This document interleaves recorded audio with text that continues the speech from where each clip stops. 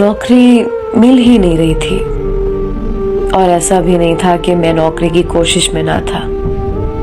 वो बेचारी कितनी देर मेरी बेरोजगारी को बर्दाश्त करती और कितनी देर अपने घर वालों को रोके रखती।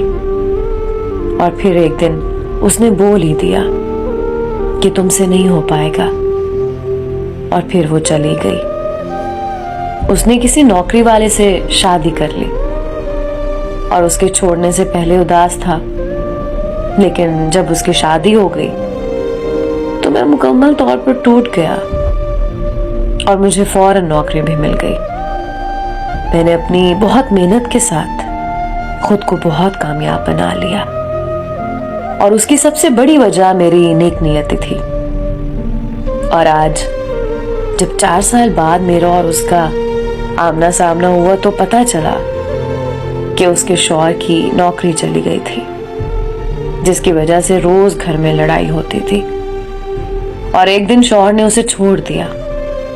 जब वो मेरी तरफ देख रही थी तो मुझे उसकी आंखों में साफ नजर आ रहा था कि आज उसे एहसास हो रहा है कि उसने क्या खोया है। मैं बिना कुछ कहे वहां से निकल आया। पता नहीं मैं उससे अब भी मोहब्बत करता हूं कि नहीं, पर अब किसी पर और मोहब्बत पर यकीन नहीं रहा। बस अब अकेले रहने की इतनी आदत हो गई है कि किसी को अपने साथ तस्वुर करके भी बहुत परेशान हो जाता हूँ।